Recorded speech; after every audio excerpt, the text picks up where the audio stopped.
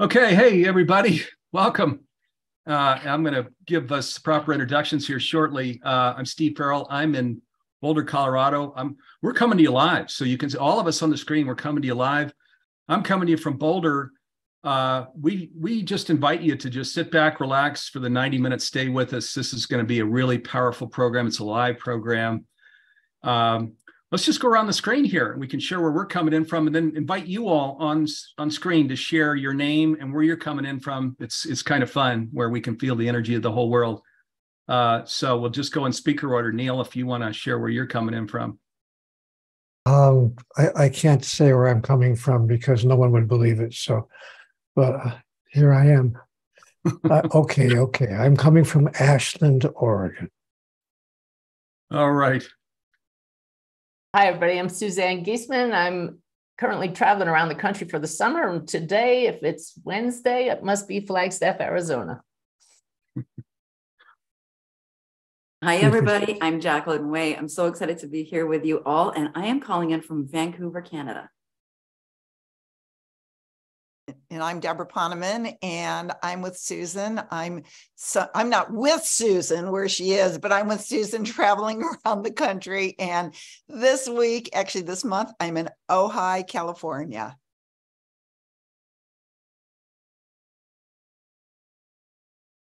All right, who we missed? Ross? Roshanak? Unmute himself. Mute. Ross and Roshanak are muted. You're on mute, Ross. Ross, we're not able to hear you. You have to open. Here we go. The host is letting me unmute. I'm Ross Hostetter. We're not allowed. Boulder, Colorado.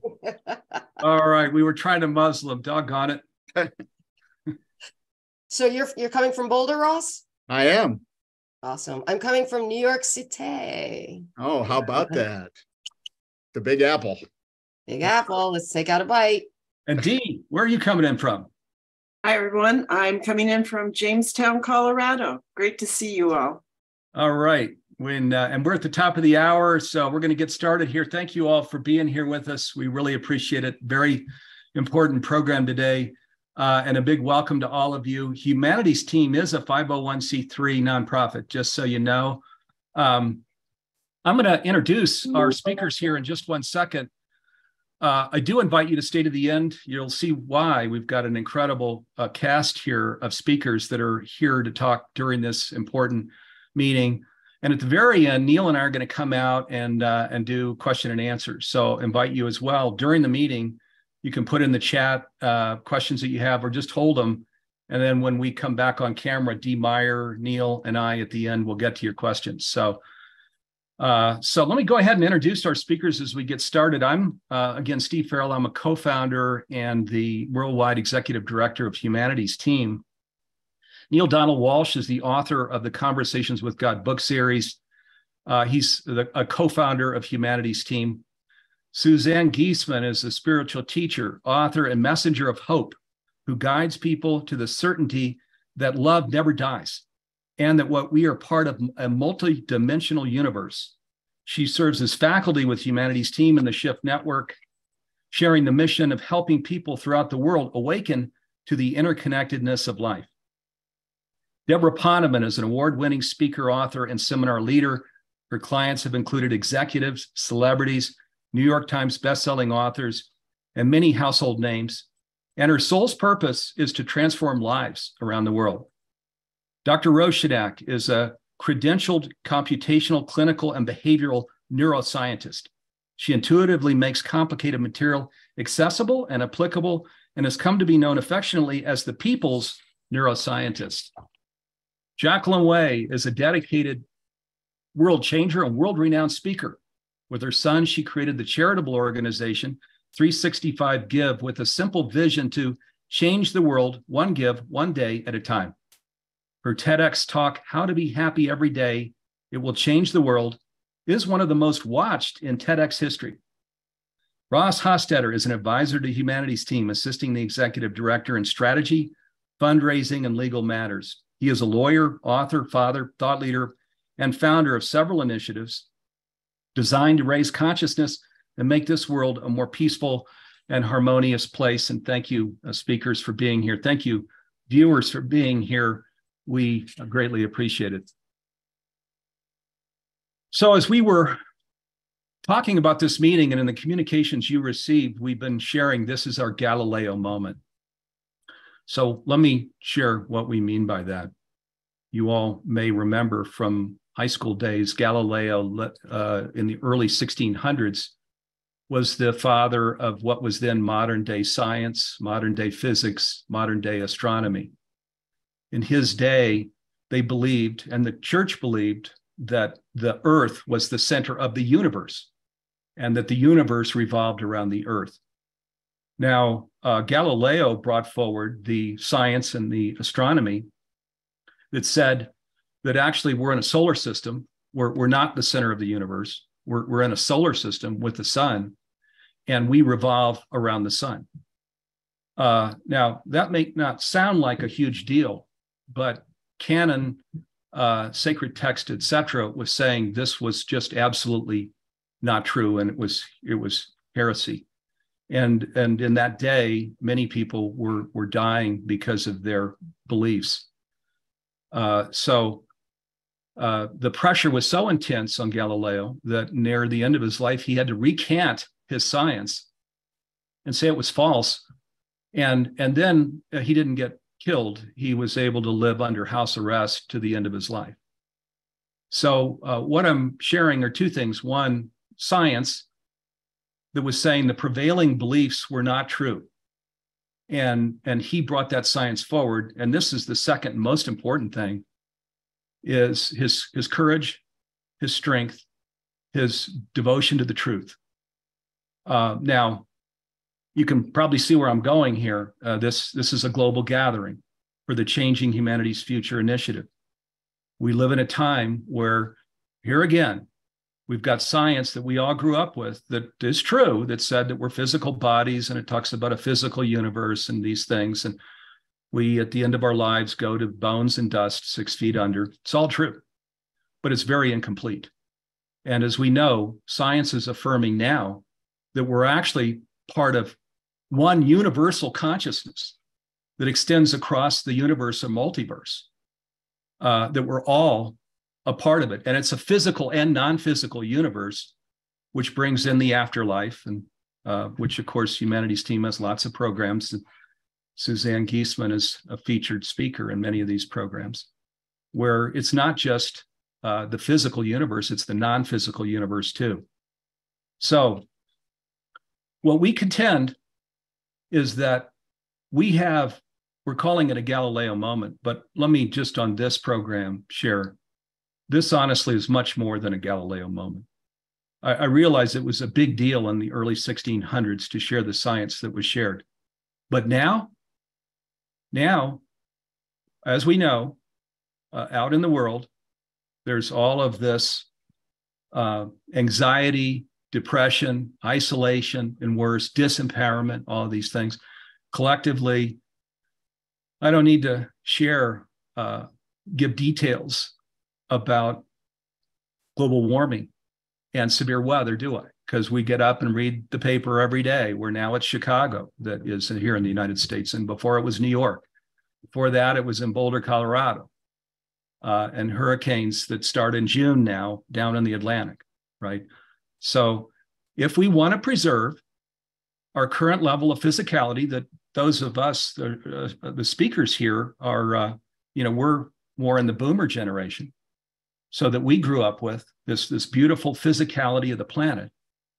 If we want to preserve that, then we need to really bring forward this science that shares that we're much more than just a physical universe. We are indeed a part of one universal consciousness that's physical and non-physical.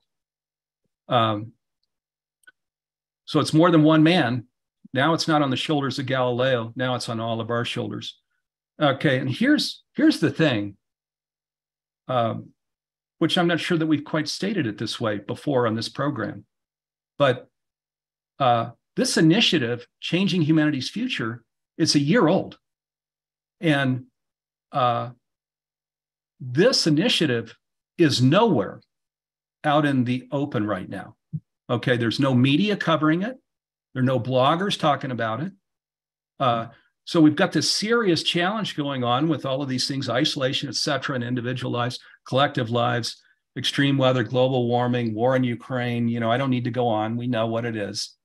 All of this going on. And we've got our hand up saying there's a remedy here. There is actually a solution. You know, we just live into what science is affirming now. This one universal consciousness, we align with it and live into it, become its arms and legs and lungs as they do in other parts of the universe, we're told. So this is my first call to action, is an appeal to everybody here, with your friends, with your family, with your coworkers. Some of you might even be connected to media, to surface this. Hey, there's an initiative that actually is going to root cause, that is addressing all of the individual and collective challenges that we have, that they contend really gets the job done in terms of healing it, in terms of creating a sustainable and flourishing planet.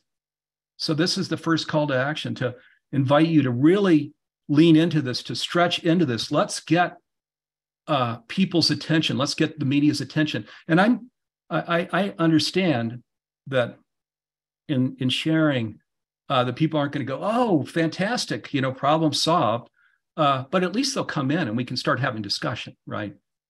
And we can start, you know, we can look at master classes, we can look at programs, we can have a discussion around and bring our scientist friends in that are saying, you know, it's real. And some won't agree, just like they didn't in Galileo's day, but many will say, oh my God, there's actually a possibility here. Maybe there's a real remedy. We can heal this. Maybe our kids and future generations really can live on the planet that we grew up on, you know, where we preserve the physicality of what we enjoyed. So help us with this, please. Reach out, and Neale, when he speaks, is going to put a lot more elaboration around this. Okay, so of course, then education is what is the key here. So, and it's always been said, even Steve Jobs had his famous quote of that education is the most powerful force when we talk about social change, right? This is the same thing, education. So we're educating, we're raising consciousness, we're addressing that Einstein quote of there's this optical delusion. We've got to raise consciousness so that we see beyond the optical delusion, see, oh my God, you know, we're all connected. It's deeply, we're a part of this one presence, and we start living into that. So education is crucial. Therefore, Humanities Team is a 501c3 nonprofit. We've created Humanity Stream Plus. It's in our industry, we're the little guy. We're the largest, actually, nonprofit in transformational education in the world. But there are some really big transformational education organizations. And yet, and many of you know this, we have the most sophisticated streaming platform in the entire industry. It's a true streaming platform. And we've got hundreds of transformational education programs. The speakers here with me are some of those. Here we go. We're actually now going to scroll it. We're scrolling this, by the way, just because, see, look at the quality, the video quality here. Look at visually this library. Okay, you're seeing now just, these are the names of some of the master classes. There's Michael Beckwith and Neale Donald Walsch. You're seeing some of the master classes. There are hundreds of them here. We brought 55 new programs just last year. This year, we're on track to bring 55 new programs or more. And now we're doing live programming on Wednesdays. We usually have 2 or 3 programs. Neale has one in the afternoon. I have one in the morning. Throughout the week, we have live programs. So lots more live programming coming. All of these new video trainings coming. Look at the quality of what's here. Now, as Jim Gray could tell you, who's scrolling our library, you could actually scroll all day in here. I mean, that's how much content is in here. So here's the idea. The idea is, as a nonprofit, is we want to get this community, conscious community, these video trainings, these live programs, we want to offer them to every home on the planet, every home on the planet. So we've been bringing the price down, down, down. We've dropped it $200. It's $399 a year. It's $39.99 a month. We're a nonprofit, so there's even a 1-for-1 program. So we're give away 1 free program. to those on the conscious journey that can't afford it.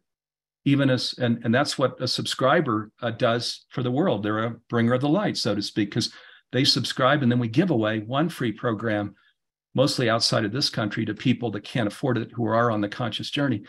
And of course, the reason we do all this is our mission is to make conscious living pervasive worldwide by 2040 in 17 years. So outrun this whole problem with the physicality of the nature of our planet. So we create that remedy, we bring healing, we bring alchemy to the planet. We start stewarding our home, which I know I'm just, everybody here is on the conscious journey, and everybody, I'm sure, deeply agrees that why would we live on a planet, where we're soiling our planet? That's not at a very high level of maturation at all. So, where we mature as a species here. Neale, of course, is here, wrote his last Conversations with God book, Awaken the Species. The whole book, the entire book, Awaken the Species, was devoted to what I'm talking about here now. I'll talk some more about that here in a second. So, and of course, the platform, we're translating it into all the major languages. We're going to try something. I'm going to tell you about a new program that Neale and I created here very shortly. We're going to try translating it into 50 languages. It's going to be available in August. So stay tuned to that. Our just dynamite programming team thinks they can pull this off. Okay, some of the teachings that we get to on this streaming platform. One, of course, the oneness, the deep interconnection, oneness of the whole universe with one consciousness, which is foundational to conscious living. Two, aligning with that, where in a sense we become the arms and legs and lungs of it. Three, serving life first. This is the whole thing. And oneness, if the divine or universe is the one presence, and we're all, Suzanne likes to say, little faces, 8 billion faces here of that one presence, then of course we're going to serve life first, right? We're not going to be doing other things that are harming life as we do today. So those are three of the key teachings. Resources here, the Changing Humanity's Future page. If you haven't gone to that page, go to it. There are action steps. There are resources. There are all kinds of things that we get to that support this initiative. As well, I mentioned a new program. Neale and I have spent the last 4 months creating 2 new programs that support this initiative. The first one is called Accelerating Your Conscious Evolution. It's a free program, be available here in August. Then we created a masterclass, 16 modules, called The Art and Science of Living Consciously. For the first time ever, Humanity's team is going to offer this at a name your own price. Okay, and that's because some people can't afford $2.99 or the $3.99 for the stream platform is a very reasonable price for a program like this. But there's some people that can't afford that. So we're going to say, then you name your own price if you can't pay the normal full amount, because we want the whole world to go through this, because we distilled all of the important things in this initiative into that masterclass. So again, it's important that we elevate this. There's a remedy. There's a way that we can heal this world around us. And we're asking for your help and your friends' help and your family's help and your coworkers' help. We'll be talking, we're fundraising here as well. So our objective raise initial 3 million, we're 25% of the way into that. We still have matching dollars for that. This is not like a side gig here as I'm talking. This isn't like, where I just grabbed, let's talk about this little project. We'll just kind of fit this into today. This is the overarching theme of Humanity's Team. When Neale and I launched Humanity's Team in June 2003 in Wilsonville, Oregon, this was the theme. We called it then, Awaken the World to Oneness. This is not a side gig. This is the whole reason that we're here. So, and if you can, with your support, where you spread the word, your financial support, where you give generously, Humanity's Team is set up to scale to the fullness of this opportunity and to truly make conscious living pervasive worldwide by 2040. And I'll end there. We've got a lot of important speakers where Neale is coming on next. And again, I know Neale has a lot of important things that he's going to bring into this. Neale. Thank you, Steve. It's lovely to be here with all of you. Let me begin by just sharing with you a dream that I had years ago. I woke up from this dream in a whole different state of mind about our future. In the dream, I saw humanity on a playing field, kind of a soccer field or a football field. And all of the members of the team, all of the people who were out there on the field had different jerseys on. One had a yellow jersey, a red jersey, a blue jersey, a white jersey, a green jersey, an orange jersey. They were all wearing different uniforms.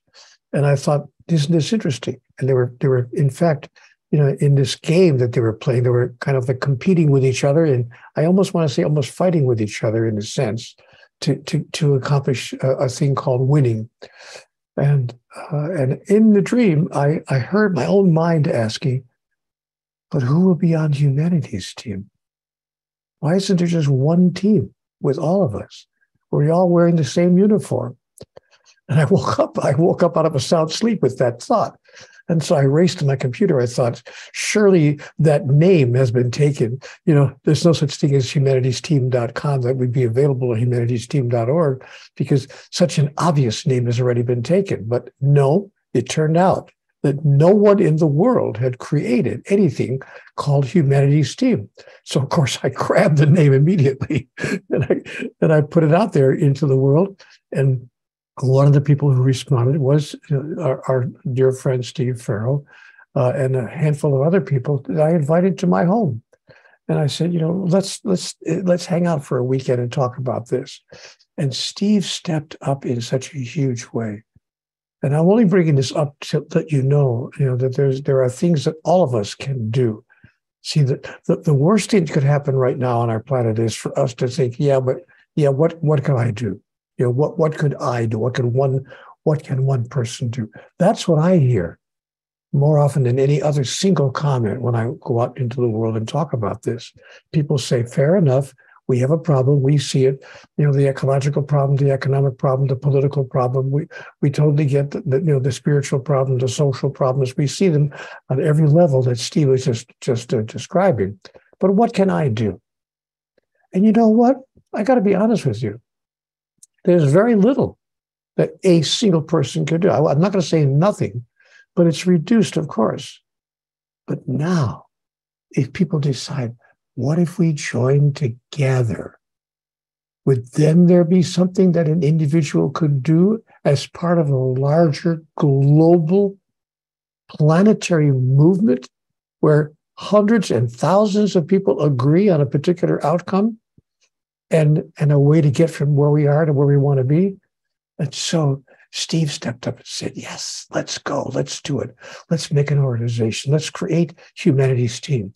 Not just as a dream, Neale, that you had, but let's make it an actual functioning organization with teammates and people in all over the world. And he has created, through his initiative, this global organization with people in like 65 or 66 countries that belong now to the Humanities Team. Now, this is where you come in, because let me tell you what we need to do now. We can make a tremendous difference. We can really create a huge change on this planet. Honestly, we can. Individuals have done it in the past, and we can be among those who can do it today if we work together and if we gather the attention of, here comes the magic phrase, the media. See, I got to tell you something. I spent 25 years as a member of the working press. I don't know whether all of you know that, but I was a newspaper reporter, ultimately a newspaper managing editor. I was a radio station news announcer, ultimately a radio station news director. I was a member of the working press. I know how the working press works. And they will respond to this extraordinary initiative when they hear about it from people who have been affected and impacted by it. So here's one of the things I want to ask you to do. Step into this process of making the world's people aware that we are producing something that can create a very practical outcome. Work with us to get the media to become aware of what's happening, this global initiative, changing humanity's future. And here are some ways you can do that. Say, how can I get the media's attention? Write letters to the editor. Start tomorrow.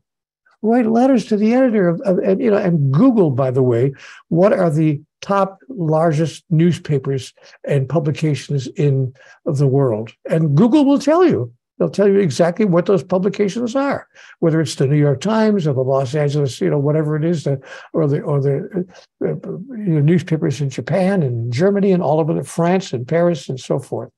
You can write letters to the editors of the world's great magazines and newspapers and tell them that you have discovered a global initiative to change humanity's future, and you want the people to be aware of it.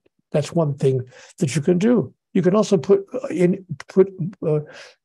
on in your local community events. See, events create news. We're not going to get the media to pay attention to us unless something is actually functioning or happening. But now, imagine what would happen in the media if in every one of the people who are listening to this program right now, if all of you decided in the next 2 or 3 months to create a little event in your community.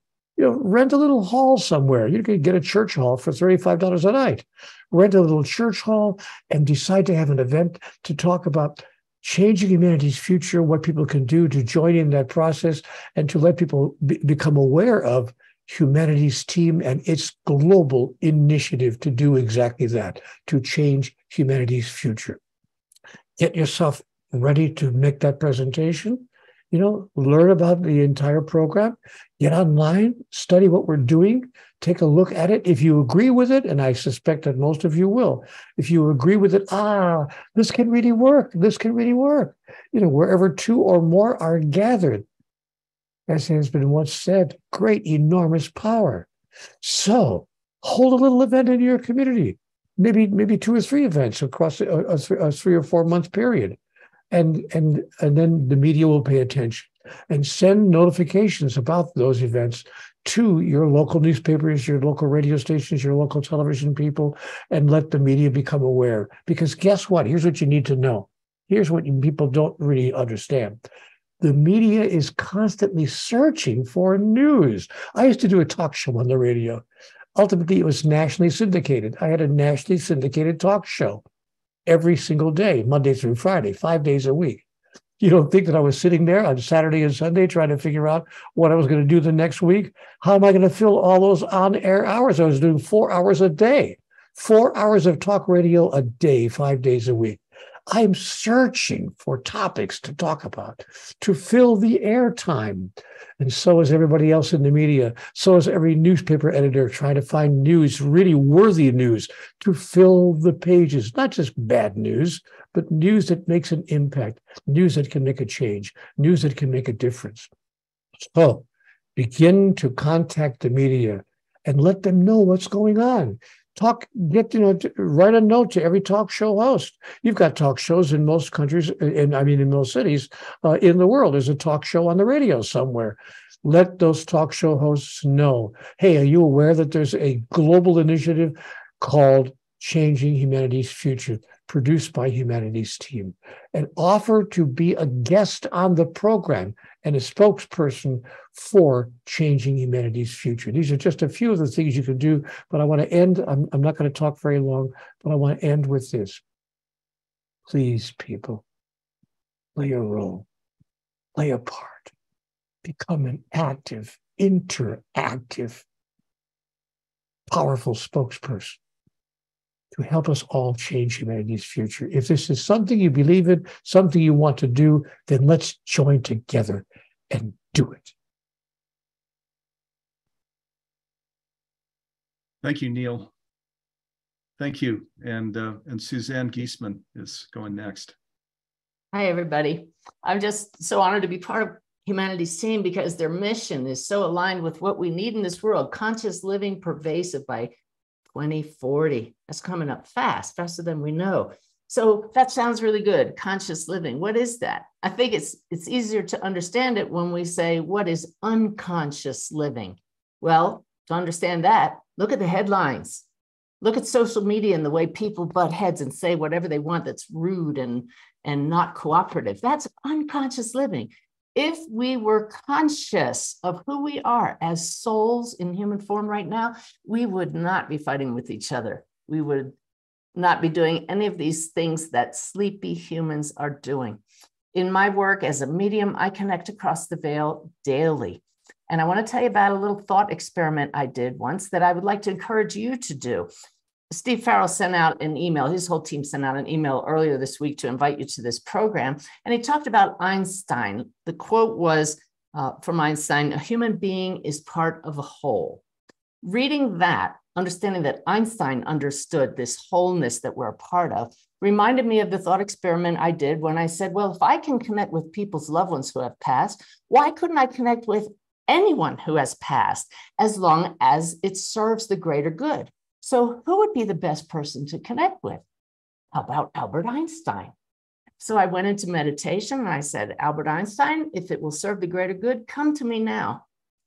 And this may sound silly to you, but I heard a man in a German voice start talking to me. And I said, Albert, you know how I work. You got to prove this is you. Give me evidence. He started telling me all things about his family and his work that I didn't know. I'm writing it down. He told me about a certain Time magazine cover that he was on that I didn't know about, but I later found. He showed me a picture of himself in a cartoon fashion riding on top of a red rocket. I couldn't find it. And I thought, did I make up that whole conversation? And he said, keep looking, keep looking. And I found it in a video. Albert Einstein riding atop a red rocket, exactly as he'd shown me. How is that possible? Because we don't die.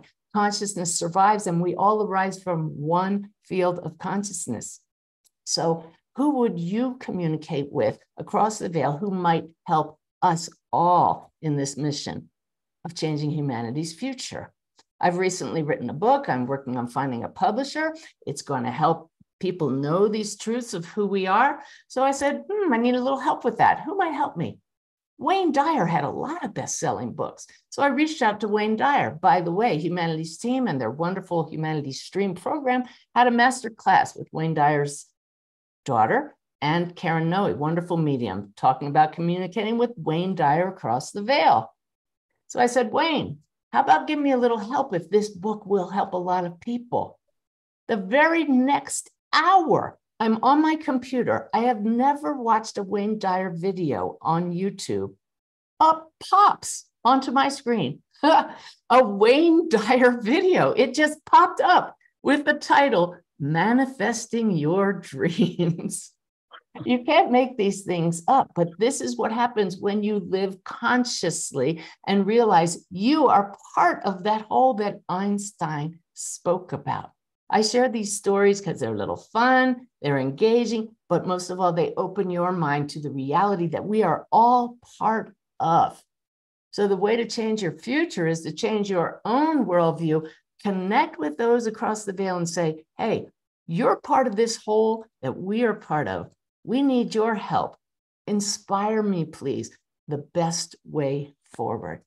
Join Humanities Stream, educate yourself about the greater reality. So many programs they have there that will just open your mind to the limitless nature of your soul here and now so that you can harness it and be part of this huge initiative to change humanity's future.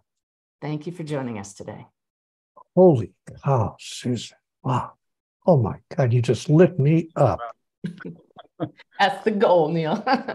Amazing. Yeah. Thank you, Suzanne. And speaking of lighting you up, Debra Poneman is next. Thank you again, Suzanne. Yes, and thank you, Suzanne. It is such an honor to be here with Steve and Neale and Suzanne and all the speakers, and especially all of you joining us from around the world. So welcome again. I know Steve did a beautiful welcome at the beginning, but so many more people have come on. And I just want to say it is truly Humanities Team. Carla from Maui and Alexander from Venice Beach, California. Oh, this is interesting. And Alice from Venice Florida, and Gary from the Netherlands, and Huey from Ontario, and Joyce from New Zealand, and Christine from Ireland, and Annette from Sweden, and Ingrid from Norway, and Niambura from Kenya.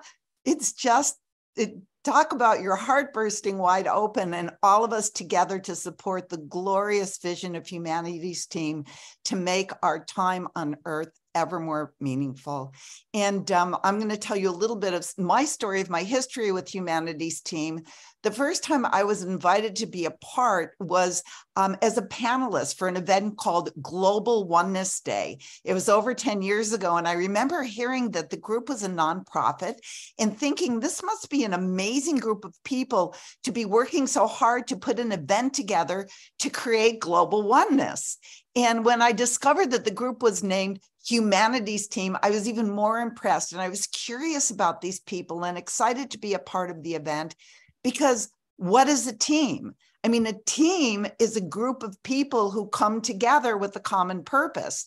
But here was a team formed not to win a game for their team of 5 people, or a tournament for their group of 10, or a World Series for their group of 20, but to win on behalf of all of humanity. And this team is not about anyone losing, but when this team wins, everyone wins, because it's about raising the vibration of the planet. Their mission isn't about changing the future for some, but if Humanities Team wins, it would change the future for everyone on the planet, because as we know, a rising tide lifts all boats.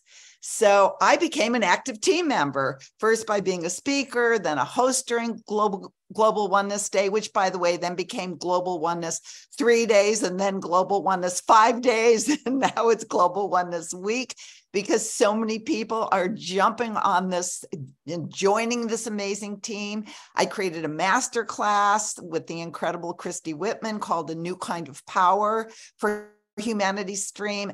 And then I became a part of the Humanities Team Advisory Board. And you know what? That vision that I saw that this team had 10 years ago has gotten stronger, and the commitment has gotten greater. And I am truly happy to be on a team that's taking action, because no one on this team wastes time putting their attention on what's wrong with the world. Because we know, as one of my original teachers, the great Maharishi Mahesh Yogi once said, that which we put our attention on grows in our life. So if we sit around putting our attention on what's wrong and constantly talking about that, then we're putting fuel on that fire of wrongness. And God knows there are a lot of fires on the planet right now, both literal and figurative. But the members of this team don't sit around using their precious breath talking about how the world is, going to hell in a handbasket. Instead, the conversation at Humanities Team is about what can we do? How can we serve? How can we contribute to a world that works for everyone? And then offering incredible knowledge and program ways to awaken each person's own individual consciousness. And as more and more people become awake, one day there will be enough awake people that there will be a, what do they call it in physics? A state change, a state change, like when water boils. A moment will happen when all of humanity spontaneously will wake up and recognize that we are one, that we are, as Neale Donald Walsch says, just separate fingers on one hand. And now Neale has offered the idea of renting a hall and having a gathering and talking about changing humanity's future. Think about that, just inviting people to have that discussion. How can we together change humanity's future? And speaking of Neale, in his conversation with God books, God, through Neale, makes it clear that if we want to create a world where we come together as one, a world of high vibration, a world that's bathed in love, a world where everyone thrives, to change humanity's future, we have to take action. We can't just wish it. And that's why we're here today, because we have it on God, or on good or God authority, that the time to take action is now. Not tomorrow, or my least favorite day, which is someday.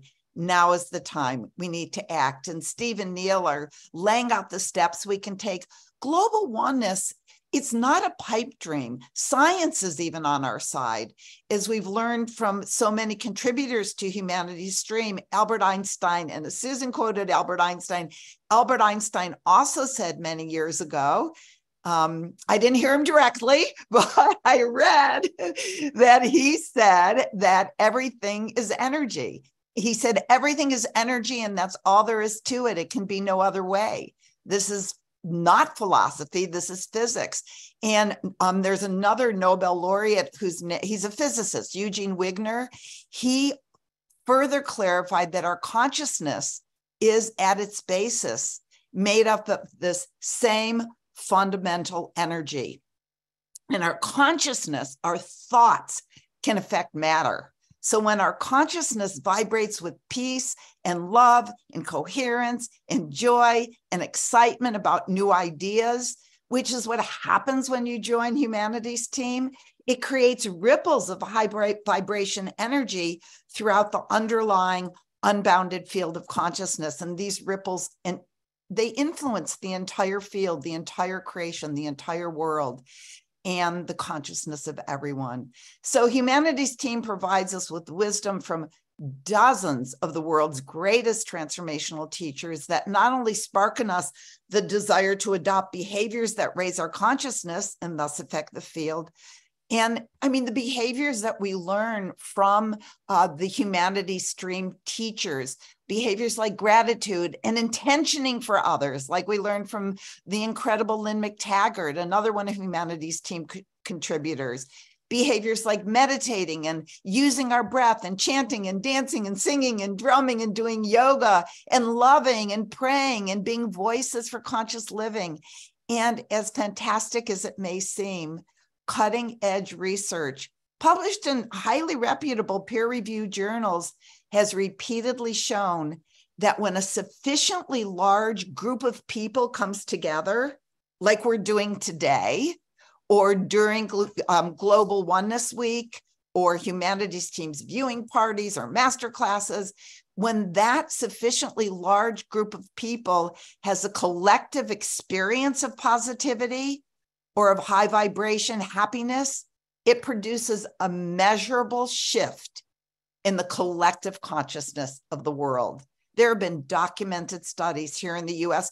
Actually, this is interesting. The studies have been based on FBI crime statistics and other internationally respected measures that during times when groups of people are gathered for good, significant reductions in crime have actually been measured, and reductions in violence and wars and accidents and hospitalization.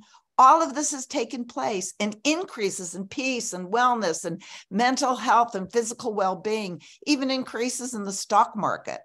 There is literally nothing that coming together does not influence in a positive manner. So pat yourself on the back and congratulate yourself for being with us today, because actually this phenomenon is one of the most thoroughly documented social science phenomenons in history. And by the way, if you're questioning how reliable is that data, I won't go into all the details, but the probability of finding the results by chance of violence decreasing and wellness increasing is less than 5%, which brings us back to here and now.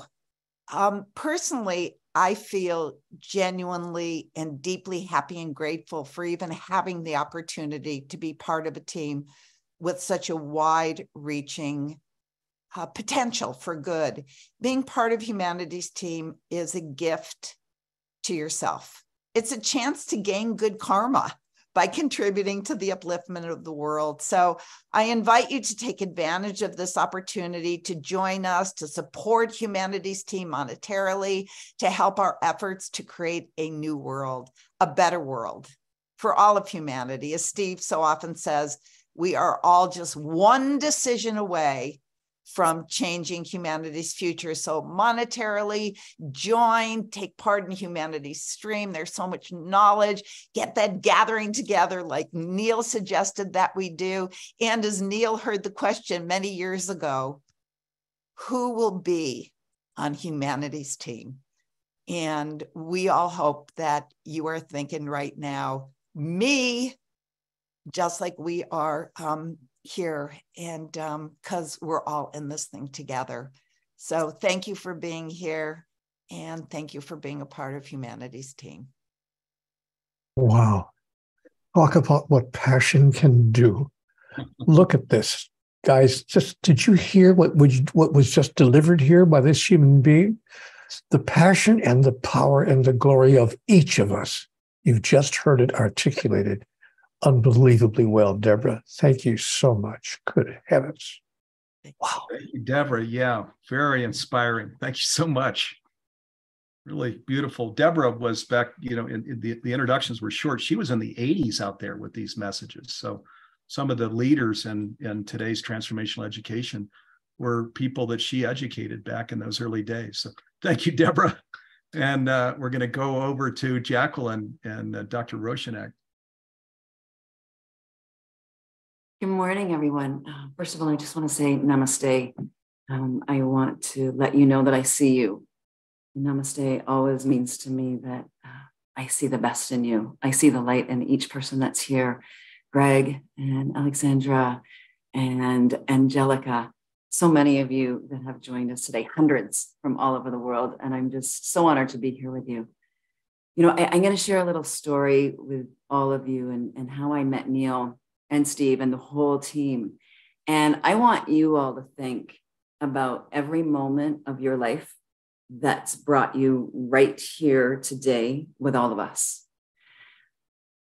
I believe that we have all built this beautiful spider web that you can't quite see till the light shines on it, where these moment by moment experiences, those decisions that Debra just talked about, that Steve talks about all of the time, that lead you right to a pivotal moment in time where we get to look deep inside of ourselves. And as you're thinking about your journey, I wanted to share a little bit of my journey with you and how I met the Humanities team. And it happened just a few years ago now. It hasn't been very long. I think I'm one of the babies here on the team. And I had an opportunity during COVID that I was on a social media app, believe it or not. But this is the beautiful algorithm that we get in our life that shows up for us. And who is there on the social audio app but Neale? He was sitting in what's called a room in social audio. And I saw him there and I went into the room and I couldn't breathe. I couldn't believe that Neale Donald Walsch was sitting in this social audio room for all of us in his presence. Because I read Neale's book. I'm aging myself a little bit, but I read Neale's book when it came out. And it began a journey for me that today and every single moment along the way, I knew that now I'm part of this team because it's been an accumulation of beautiful experiences. And I kept listening to my heart. I kept hearing that little whisper that said, come this way, come this way. It's so much bigger than what you think.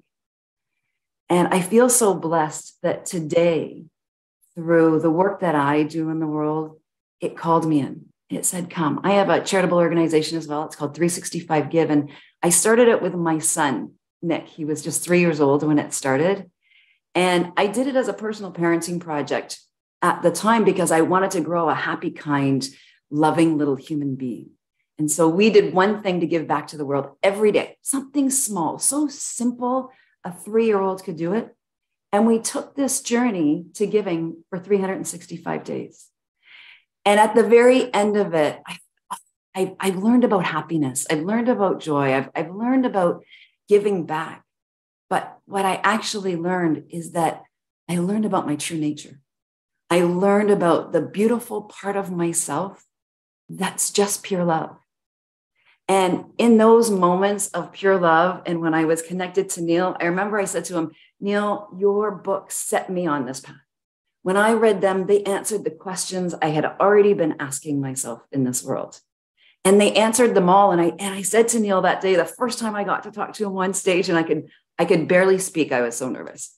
But I said, Neale, you need to know what you inspired in me.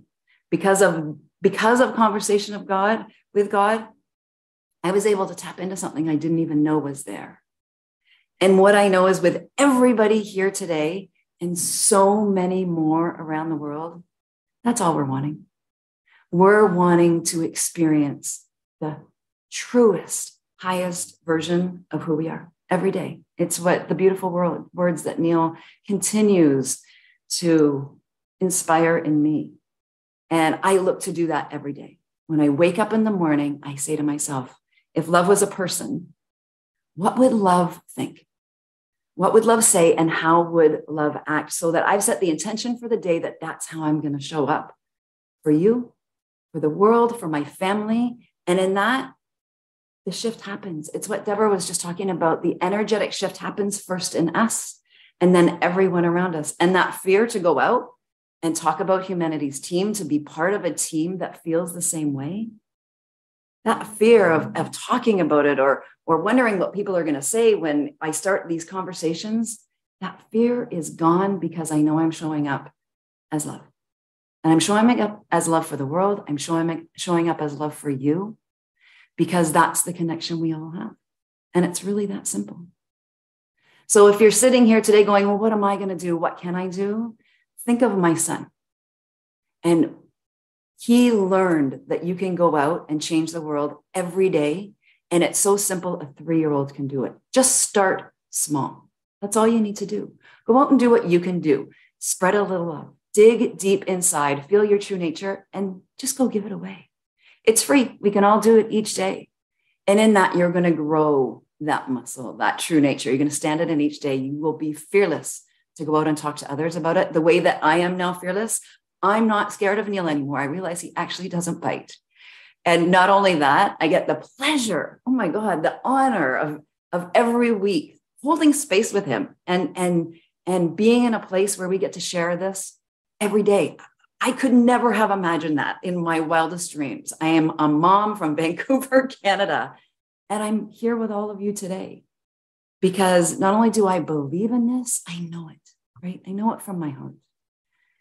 And before I close today, I wanted to share a quote from you, and it's always one that inspires me from Oprah. And it reads this: the key to realizing a dream is to focus not on the success, but our significance. And then even the small steps, little victories along our path have greater meaning. And so we all have this unique moment in time to create our own significance through every single person we come in contact with, every person we touch, every person, every part of the planet, every animal. Go out today, pick up some garbage. Just go show the love that you can in your own way and share it with others. Because when they see you stepping into your true nature, they'll feel it. And that changes everything. So I'm so honored to be here with you. And I say namaste because I see that beautiful light in each and every one of you. And I'm so, so blessed to be here with you all. So thank you so much, Steve and Neale, for having me. Greatest honor in my life. Have a beautiful day. To be with you, Jacqueline. Thank you. Thank you. So beautiful. Yeah, thank you. And bringing in your young son, where you all have created a giving platform every day of the year, 365 days during the year. Yeah. What an extraordinary idea to talk to a 3-year-old and to start at that level. What an extraordinary, breathtaking idea. Thank you, Jacqueline, for being on this planet. My golly, it's a better place because you're here. Absolutely. If you and your 3-year-old son back when can do it, we can do it. Thank you. Beautiful, very inspiring. And speaking of inspiring, we've got Dr. Roshanak coming in next. You're gonna, if you haven't met Dr. Roshanak, you're gonna meet another real inspiring leader. Here we go. Thank you so much. I will continue on with the namaste. Thank you, Jacqueline, for your beautiful fire and your heart that you bring. I also am very grateful for you, for Neale, for Steve, for the opportunity to be here and to share with the hundreds of people who are listening and the hundreds of others who will, this beautiful panel who's giving of their time and their talent, their experience and their heart to bring joy and love to everyone else. Thank you, everybody who's here. I noticed when we started calling out the names of the people and the countries, people started stepping up and saying, I'm here, I'm present, I'm here. People want to be seen. And you know who's not afraid of being seen? Children, like Jacqueline was saying. Children show themselves. They are open to be accepted as they are. They're always willing to find a new friend and to play. They come from love. They come from love. And that doesn't stop them, therefore, from taking action on what they want, on their desires, on their passions, on their curiosity, on their creativity they express over and over again. And they're proud of it. Look at what I did. Look at what I did. So what happens then that we move from that to adults who are afraid to be seen, but want to be seen, who want a better future, who are so disappointed and confused by the way things are now? We've talked a great talk, but let's dig in. I'm a scientist. Okay, I'm real.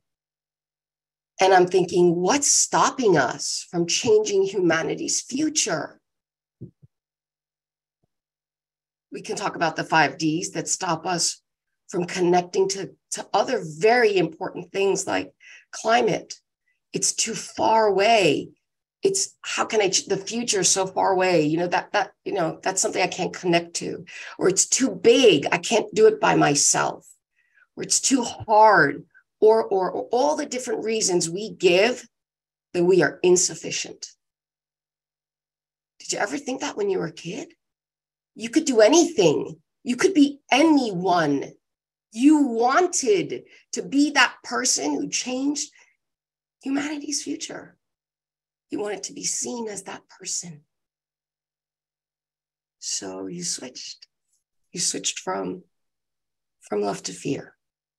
How do we switch back? We support each other. That's what's happening right here. We find truth within ourselves, but we are influenced by each other. I know that. I'm a brain scientist. I know how we learn. I know how important we are for each other's learning. And if you think about what is it that we individually, because people are concerned with themselves, what do we individually want? We want to be happy. That's the first answer that's been given. And for years, we think about what matters to us most and what's happening to us in our lives. Our world is what's happening to us in our lives. We as humans, first and foremost, are concerned with ourselves and surviving. Very important, obviously. What do we need to survive? What's the antidote to this madness? Friendship, love, each other. Not this hyper-individuation of everything is me and what I want and protect just myself, because we've seen where that's led us. We're living it. Well, what does it mean to have friendship and love? Is that just woo-woo? Is that touchy-feely stuff? It's hard science. From the time that you were born, your ability to survive depends on whether or not you're given love. This has been shown in the US, the UK, all first world countries. When you're given food and water and shelter, it's been shown, the science has shown that you have up to 100% mortality if you're not given human affection. If we are not coming together, we die. It's that simple. We need each other. We want connection. It is one of our basic needs. And if we want to change humanity's future, we have to be honest. We have to face the truth because we're not facing it alone. What does it take to change humanity's future? Being seen. First to yourself, admitting that you are amazing, that you are a creation that is here by beautiful design. You're not an accident, you're not a mistake, you're not too much, you're not too little, you're just right. And there are so many others that are waiting for what you have to offer to come together and cooperate with you. This is what happens when we connect. And we all want to connect. Alone, we can become overwhelmed, even the strongest of us.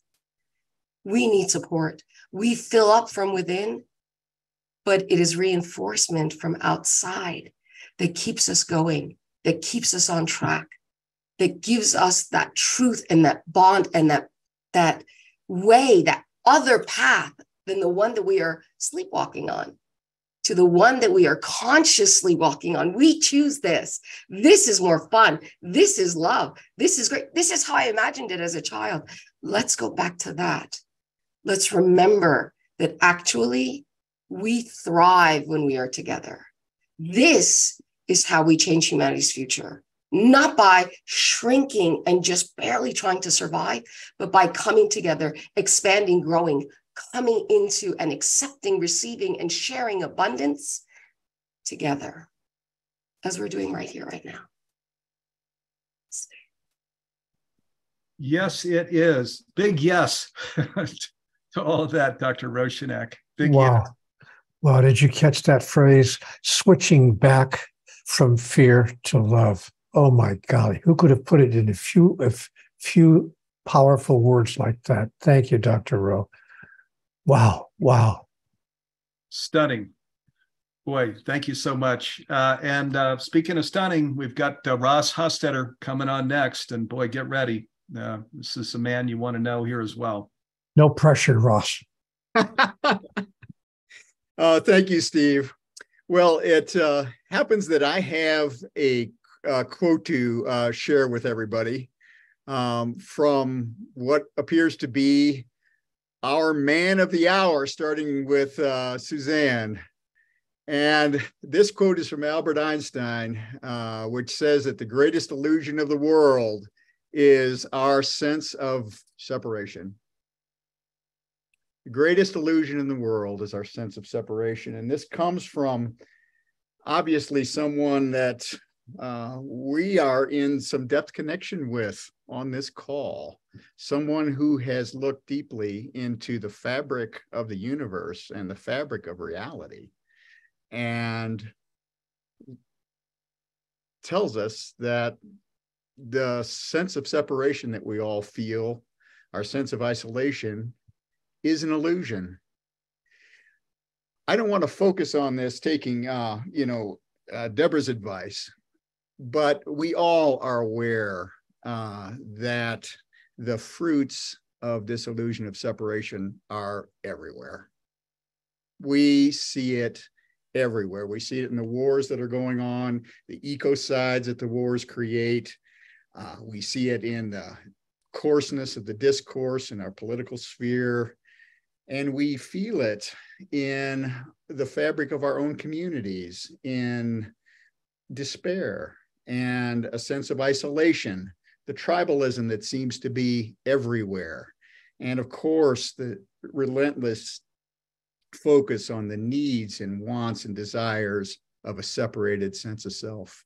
And as we all know, having lived in those selves for some period of time, those needs, wants, and desires can never be filled, except by the methods and the realizations that are being brought to everyone here by the folks that are on this call. I will say that it is clear once this illusion is broken that we're really not as separate as we seem. And that's some very good news. And our role here is to realize this truth of our interconnection. And by that, I mean to literally make it real, to make it real. Most of us will not need any sort of convincing, but in the event that there are some folks on the call that, need some proof of our fundamental interconnection, I will say that this truth's been revealed in many ways. It's often revealed in a very pure form in mystical experience or spiritual experience, where suddenly the veil of separation breaks away, and we see ourselves in an unbounded field of interconnection, an unbounded field of love that is the nature of the universe. such an experience happened to me when I was just a kid, back in my 20s, no spiritual practice, no guru, no guidance, nothing, just right out of the blue as a pure gift from God, to just say, hey, look, this might be your life's work if you want to take it on. Okay. And I can say from personal experience, it's the most real thing that you will ever experience. It's far more real than the front page of the New York Times or the Wall Street Journal or whatever's reporting out all of our separation. And one of the things that Humanities Team is doing, and one of the things that the PhDs on this call will confirm, is that science is seeing now progressively what Einstein was talking about, that everything arises from a unified, interconnected field. And we are, in fact, part of that field. We are not separated from it. Everything arises from it. It is interconnected. Events that happen in that field have effects in other parts of it. And all of the things that we're hearing from Debra and Jacqueline and Suzanne, Dr. Roshanak, are all about the things that we can do with our energies, with our vibrational states, with our loving states, and with our actions that will make differences in this field. And these are not speculative things. They are more and more being revealed as a fact. And even with that, we don't have to be a nuclear physicist or a quantum physicist or a mystic to know that our connection's real. It is revealed in ordinary experience, day-to-day experience. One of those common experiences is the experience of beauty. And how does that work? How does beauty work? Well, it is just a temporary moment where this separation dissolves and we can see something as beautiful. And we can see potentially the infinite. And it takes something that is beautiful to see beauty. It takes a piece of the infinite to see the infinite in the mystical experiences that we have and the spiritual experiences that we have.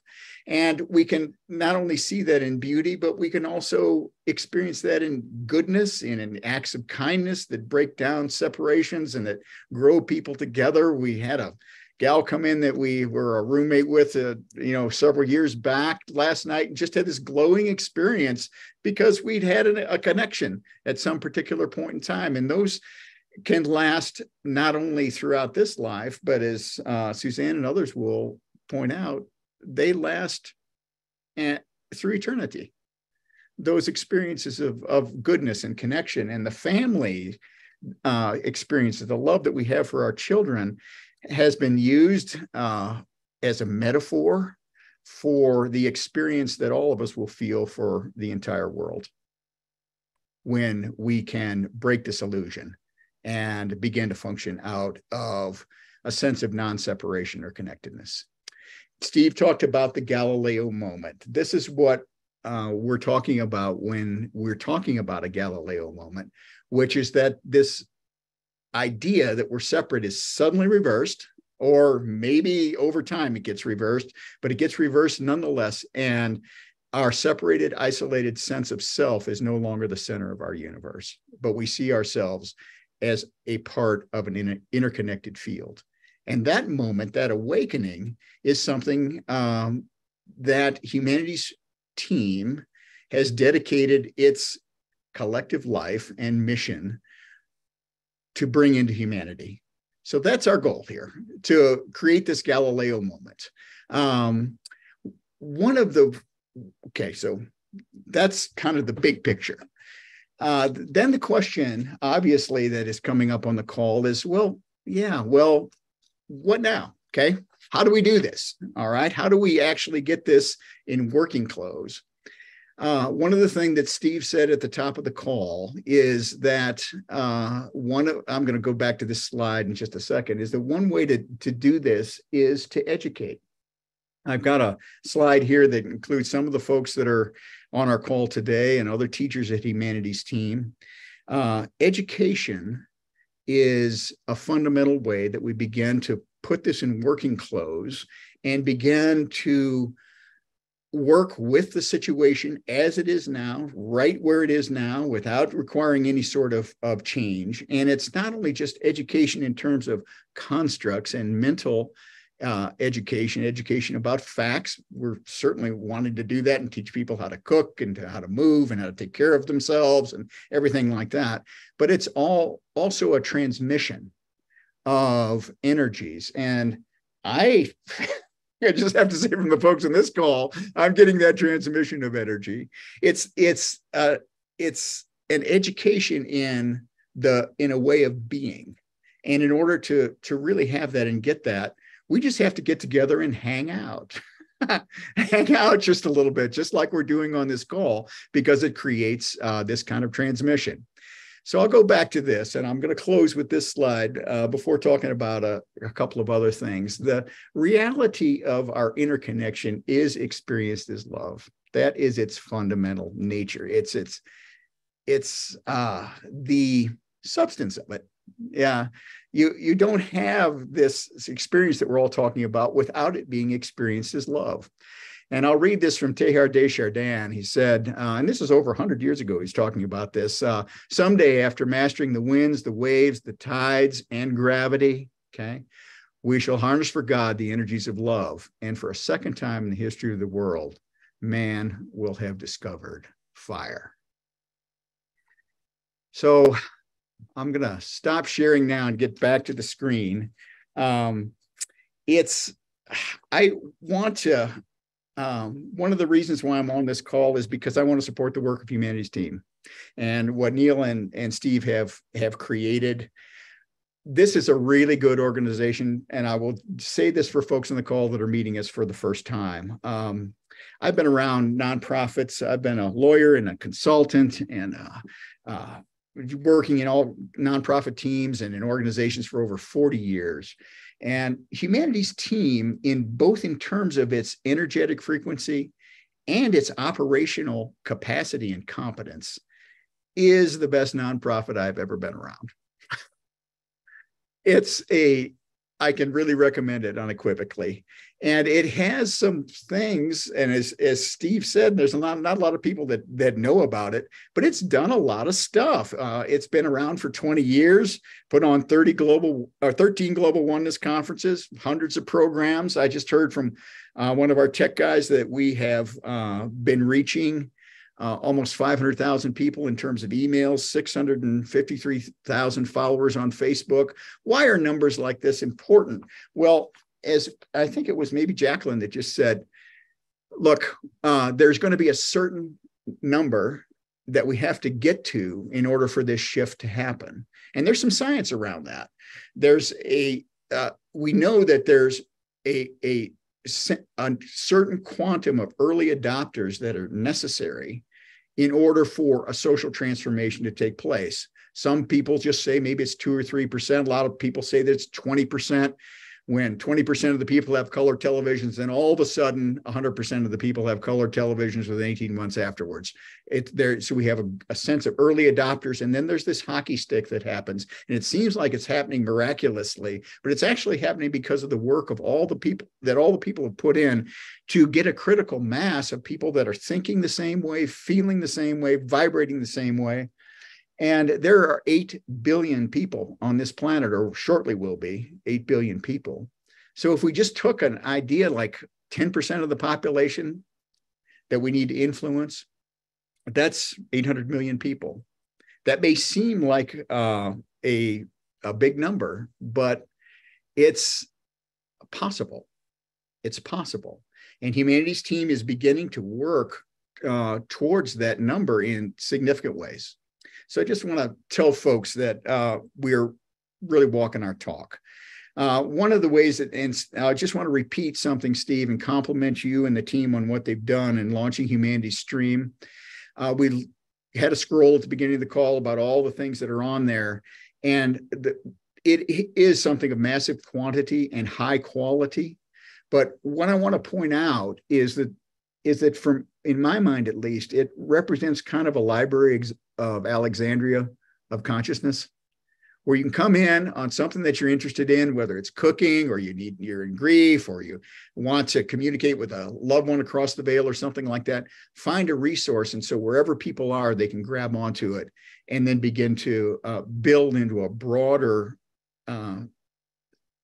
field, get clearer constructs in their mind, get clearer transmissions, and be around incredible high quality teachers. So it's a major initiative to be put that out in the world.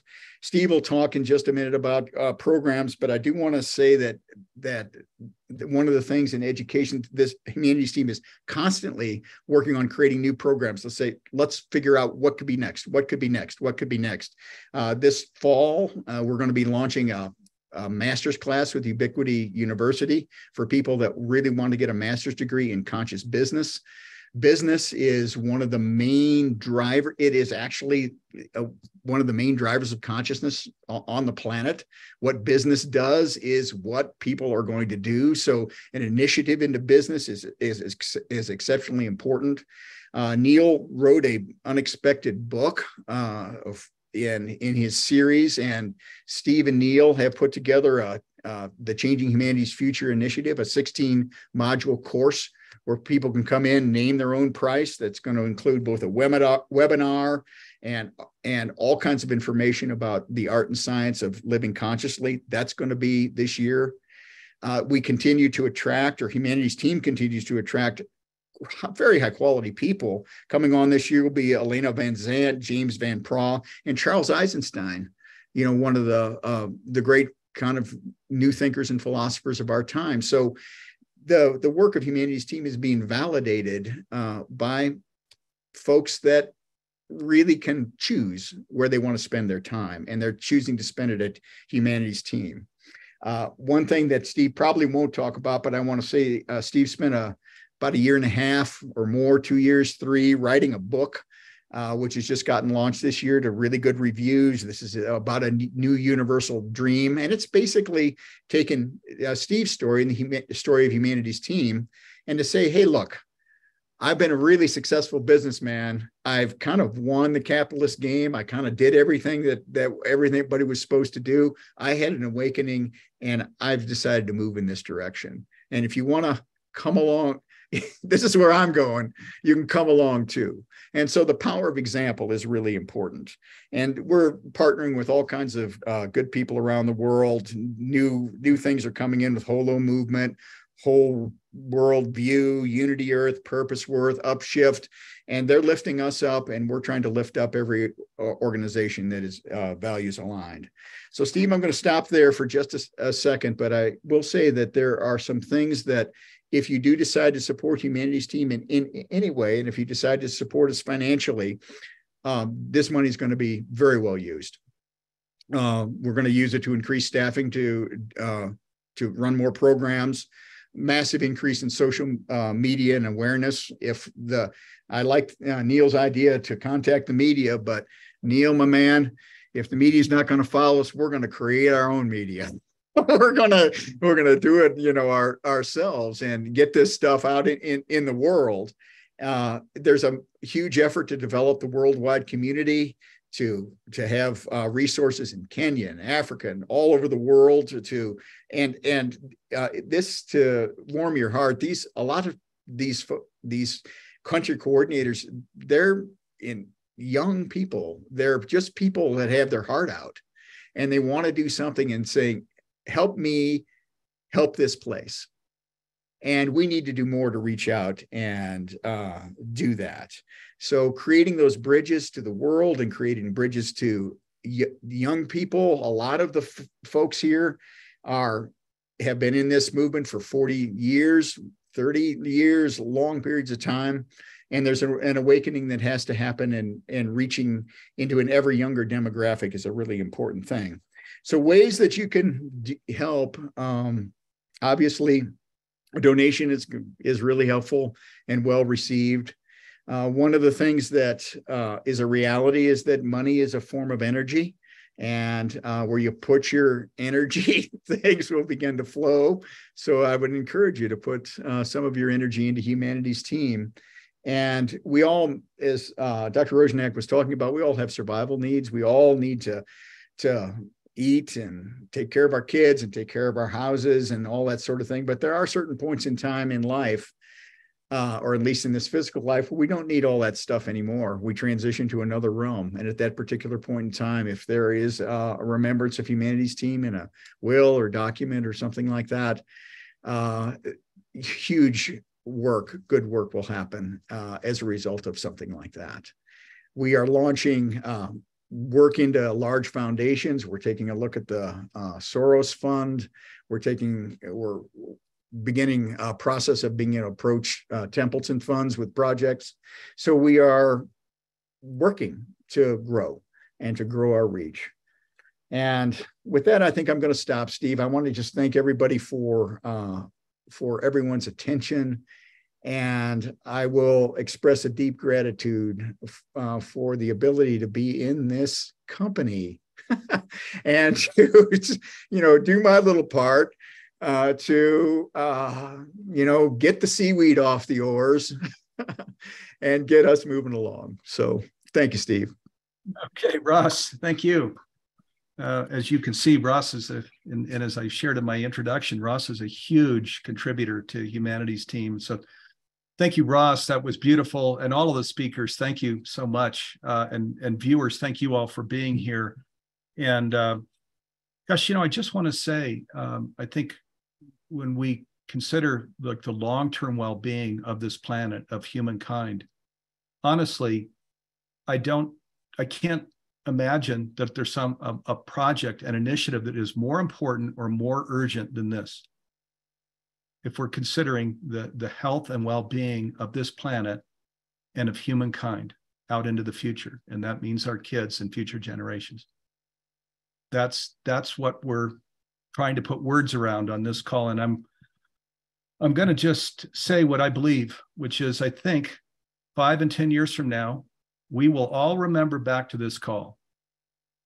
And we'll remember when we said it like it was, back when this was not an initiative that was understood out in the world, back when it was below the radar, back when we were working to just push it up the hill so people could see it. Because I think with your help, and that's why, we're not here just to be talking. We're here because this truly a global undertaking, we believe, is taking root. And we believe that you're actually all here for that purpose.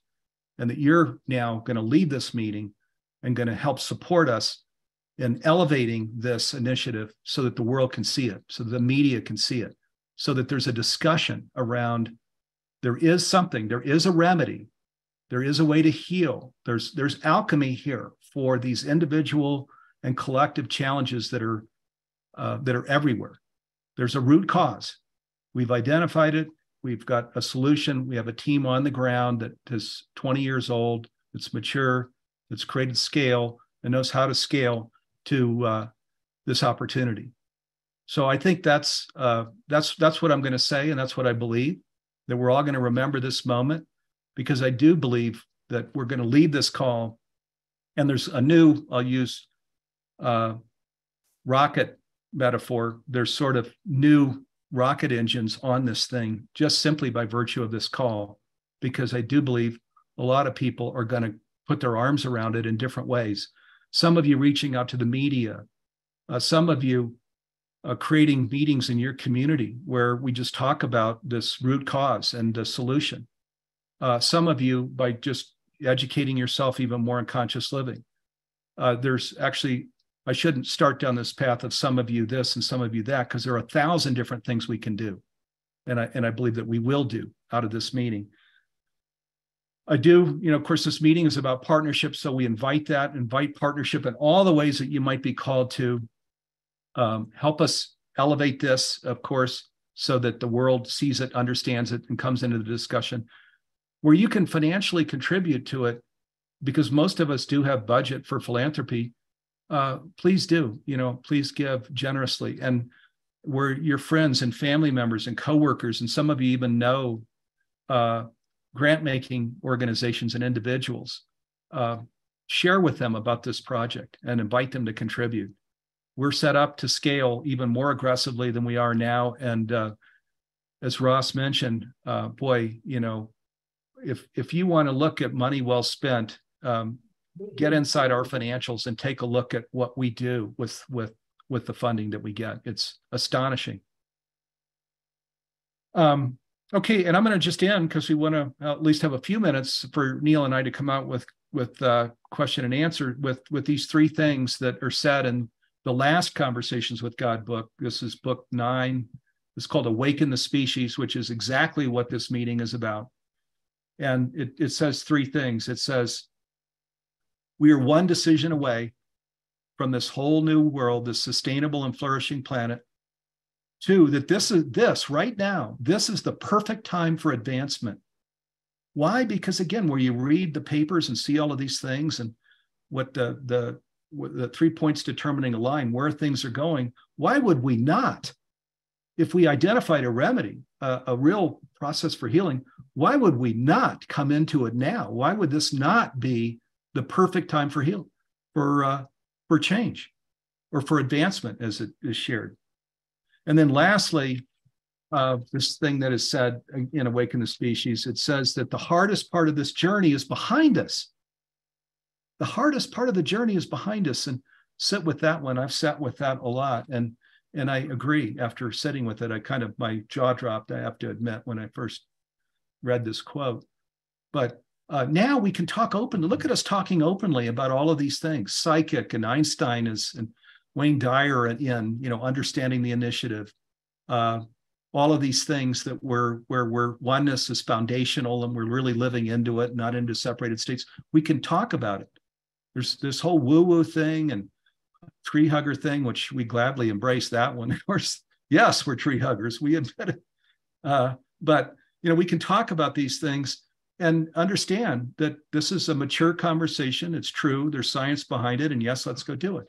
So yes, I agree with what is said there in Neale's last Conversations with God book. The hardest part of the journey is behind us. So, hey, let's take this rocket fuel, these new stages to this engine that's powering us up, giving visibility to the initiative, funding the initiative, and ultimately creating this whole new possibility, this whole new destiny for our kids and future generations. Okay, and now Dee and Neale and I are going to come out. Dee Meyer, again, is the Director of Operations for Humanities Team. We're just going to grab some questions and get to them here. We've still got 6 minutes left. I really appreciate you all hanging in there with us and being here with us for such an important and urgent meeting. So I'm going to put my email address in the window so anyone can write to me.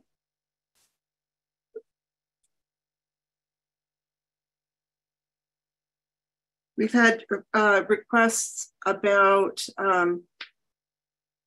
people being able to volunteer. So you can connect with me and I will connect you to the right people within Humanities Team. And Steve, let me just grab some questions for you and Neale. I've got to scroll up here. Andy's helping me in the back.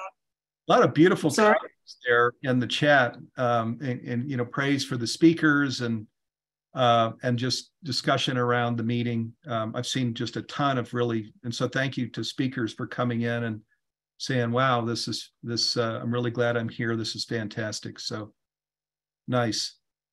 Yeah, they are lovely. So we have a question from Angela for Steve. How can Humanities Team inspire and mobilize individuals around the world to actively participate in creating a positive future for humanity? So one, Angela, I think was her name. So one is just being here, being present, and then I call it go into our own station in life. So on the Changing Humanities Future page, when you go there, changinghumanities.future.org. So just go to changinghumanities.future.org. You'll see there's action items, resources, all of these things. You go to action items. The first action item is just to listen to that still small voice within and really listen to it, hear it, and then say, I wanted to be guided by it. You're asking for a continuation of that voice really speaking to you. And you're also saying, I want to be guided by this still small voice. When we do that, out of a meeting like this, I promise you, you will be guided to things that you can do. There are probably lots of things bouncing around in people's heads right now, but I'll bet you that there'll be a couple, 2 or 3 things that it's going to sort of distill down to, where you're saying, with my gifts from where I live, with where I am in life, these are things that I'm invited to do, and you'll go do those things. So, again, this is when we talk about oneness being foundational. Part of what that is stilling the world around us, whether it's prayer or meditation or walking in nature or music or art or whatever it is, stilling the world around us, and then really listening, tuning in to that still small voice, which then I call that going to our station in life, where I was led to Humanities Team, leave Silicon Valley, go to Humanities Team, start this with Neale, all of the things that I do with this incredible team that I work with. My name's been mentioned a lot, but Dee Meyer, who's on the screen with us, and Jim Gray, who's the producer, and we have an amazing leadership team. They're just amazing. They're located all over the world, and they were all led here to come in and get up every day, giving it 1,000%. So yeah, that's what I would say. Thank you, Steve. I have an answer too. Briefly, if you want to know what you can do, simply write to Dee, just as she's suggesting, and ask her, really literally ask her, what can I do? What kind of specific help do you need? And send her just a short resume. It doesn't have to be 8 or 10 pages, a couple of paragraphs. Just say, here are my life skills. Here are my life abilities. Here are some things that I do well. Can you use these skills in your movement? And she'll tell you directly. That's what I would do. Oh, thank you, Neale. So we have a question for you, Neale, from Jennifer. What strategies can be employed to foster unity and collaboration among people from diverse backgrounds and cultures? Speak it, live it, talk it, and do it. It's as simple as that. Your life is your message. And you may think that it doesn't have a lot of impact, but I promise you it does. Sociologists will tell us, by the way, in the average lifetime, I'm not talking about an abbreviated lifetime with some tragic event, but the average person who lives, 40, 50, 60, 70 years, I'm going to be 80 in a couple of weeks. So the average person, we're told, will touch individually 150,000 people individually between now and the time you die. That's a lot of people. And if you think that doesn't have an impact, think again, it does. So what it is you say, how it is you interact, what it is you do, how you choose to be with each other in every golden moment of now, there you will find the answer to your question. Steve, we have hit time. I have plenty more questions. Let me know if I should continue or if we should wrap this up. We can go. Why don't we just take 1 or 2 more questions? We've got a big audience here. I hope people are reading the chat too. There's everybody's coming in with lots of thoughts, suggestions.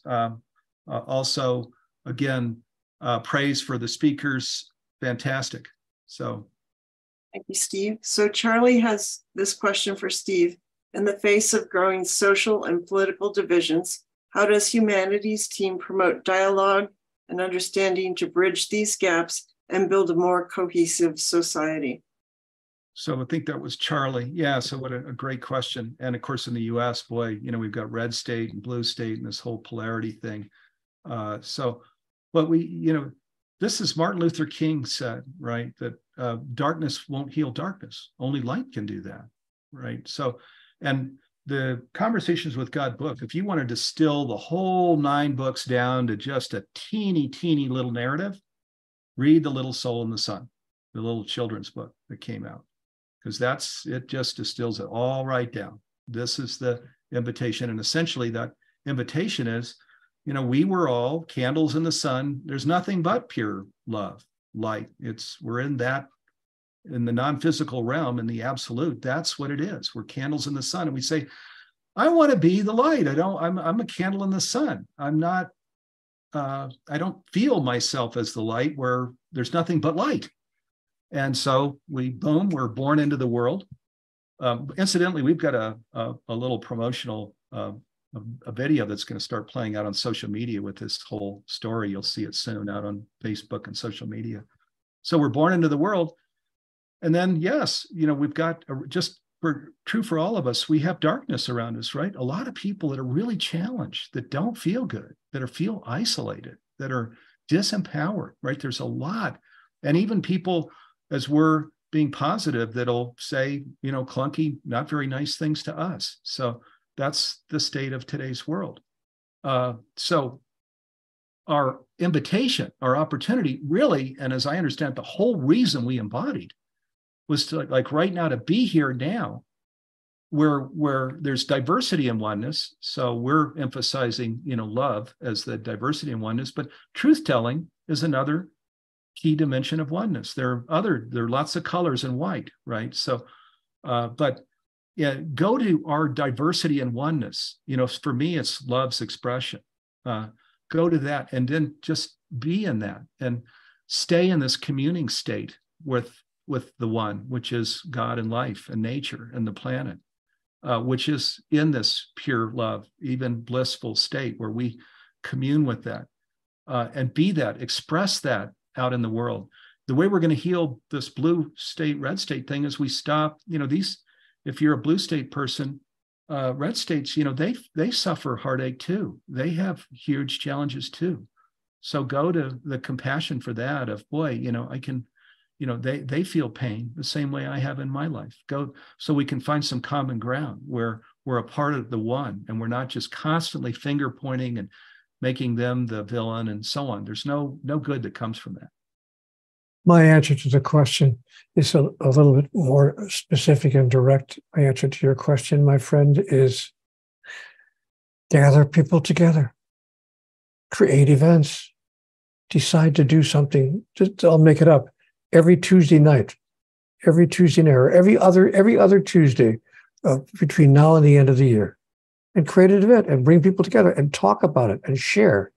That's how we can respond to the impulse. That's how we can change by talking about it. Have a conversation with God by talking to each other and share your differences.